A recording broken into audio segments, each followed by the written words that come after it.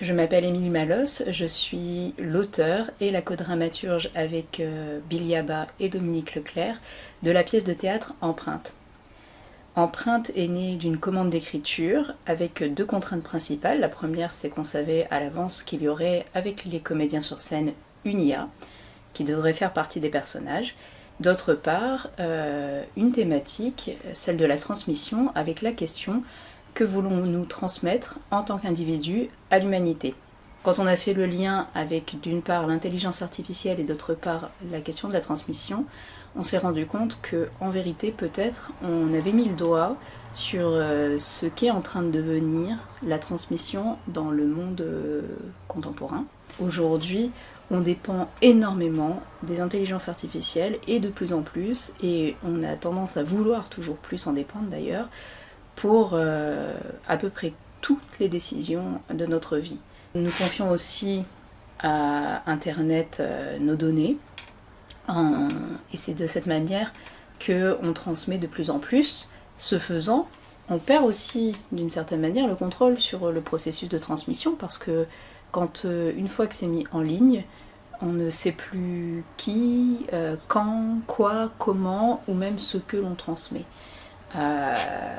Et l'IA est au cœur de ce processus parce qu'elle-même est constituée de bases de données colossales qui sont incontrôlables, c'est-à-dire on ne peut pas contrôler une à une toutes les données qui sont entrées pour savoir d'un point de vue éthique qu'est-ce qu'elles racontent, est-ce qu'elles sont vraies, est-ce qu'elles sont fausses, etc. Et cette IA qui est nourrie donc de ces données de manière indiscriminée va ensuite suivre des processus et au final donner des résultats qui peuvent être très inattendus et donc sur lesquels on n'a pas de contrôle non plus, ni même de compréhension.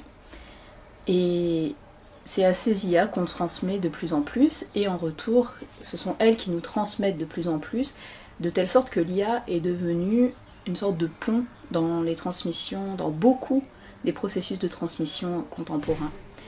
Et c'est un pont qui n'est pas neutre. Aujourd'hui, on dépend énormément de ces outils numériques, et plus on dépend de ces outils numériques, plus on est dépendant de ces outils numériques. Or, ce processus de numérisation de la société, et de nos consciences aussi d'une certaine manière, est un processus éminemment polluant. Et plus on rentre dedans, plus on pollue. Et donc on se retrouve face à un problème qui est comment moins polluer, voire même comment dépolluer. Et quand on se confronte à ce problème, vers quoi on se tourne à nouveau? Vers des technologies. La pièce met juste un peu en lumière cette complexité. Donc elle peut parfois paraître tentaculaire, mais parce que la thématique est tentaculaire. Il faut comprendre que c'est une problématique globale, c'est-à-dire que ce n'est pas juste une problématique au niveau de la transmission, et bien sûr ce n'est pas un regret de la transmission passée par les anciens qu'on veut exprimer, mais plus de mettre le doigt sur tout ce qui implique cette délégation actuelle, qu'on ne se laisse pas justement illusionner par la simplicité de la transmission aujourd'hui, qui peut être simplement je prends des photos, je les mets en ligne et elles seront vues. Au final, en creusant ces thématiques, on est arrivé vraiment au cœur, du moins ce qui nous a paru être le cœur du problème, qui est la question du choix. Parce que on nous dit que les machines font les meilleurs choix pour nous, donc pourquoi aller faire soi-même le choix?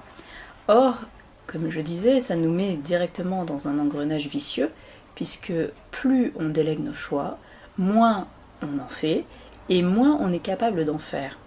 Or, ce processus même, qui s'appuie sur toutes ces technologies, nous amène face à un problème climatique important, et donc à des choix nécessaires à faire. Mais déjà, est-on capable individuellement de faire des choix? Ce qui nous ramène à la question initiale: que voulons-nous transmettre en tant qu'individu à l'humanité? Avec ces IA, avec ces outils numériques qui nous simplifient la vie, et par là même créent une société extrêmement complexe, paradoxalement, est-ce qu'on n'est pas en train de détruire notre propre aptitude à maîtriser notre présence dans la société? Même si cette maîtrise peut paraître illusoire de manière générale, quoi qu'il en soit. Mais en tout cas, quand dans le temps ancien, on devait copier à la main des manuscrits, on choisissait les livres qu'on copiait. Alors, on peut remettre complètement en cause les choix qui étaient faits, notamment parce qu'ils étaient basés sur des préjugés religieux, beaucoup, mais il n'empêche que nos ancêtres étaient constamment confrontés à cette notion du choix et ils devaient prendre des décisions et aussi se mettre d'accord. Aujourd'hui, vous pouvez tout garder, tout transmettre et vous n'avez ni besoin de prendre de décision ni de vous mettre d'accord. Or, quand on arrive sur des questions éminemment cruelles d'une certaine manière, comme la question de l'environnement et de sa dégradation, surtout par les comportements humains, et qu'on se retrouve face à une chose en vérité simple et d'une complexité absolue, qui est qu'on comprend très bien que si on change nos comportements, si on abandonne certains de nos acquis technologiques, on va probablement directement améliorer la situation. Mais étant capable de faire encore ce choix, de faire le choix de la perte. Toutes ces questions sont liées ensemble et pour nous, évacuer la question climatique, par exemple, ne montrait pas tout l'enjeu de cette problématique autour des données. On ne peut pas ignorer que la question climatique est entrée de plein pied, justement par ce lien qu'on a fait entre transmission et technologie, dans le processus même de transmission. Quand autrefois un ancien prenait par la main un enfant et lui expliquait les plantes, ce processus était direct et simple, au sens où tout ce qui se passait, c'est exactement ça. Une discussion entre un ancien et un enfant et une transmission qui se passait plus ou moins bien.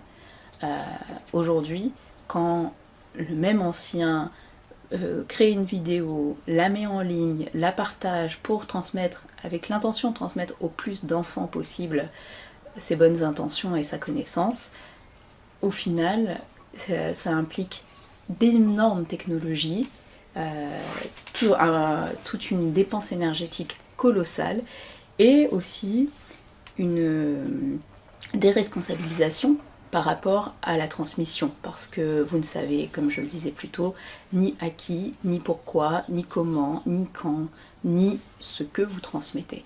La pièce essaye vraiment de traiter ça, et c'est pour ça que nous avons mis ensemble 3 personnages qui sont très différents. Bien sûr, dès le départ dans le projet, il y avait l'idée que les 3 personnages seraient de 3 nationalités différentes, comme nos comédiens exactement, mais c'était Bilia qui a amené vraiment la notion qu'il fallait que les personnages ne soient pas tous des experts justement scientifiques. Il fallait qu'on ait des opinions aussi de gens qui ne s'y connaissent pas tant que ça et qui ont des points de vue qui sont vraiment positionnés par rapport à leur réalité. Les personnages qu'on a mis sur scène, qui sont très différents les uns des autres, tant par leurs origines, leur formation, leur culture, leur point de vue,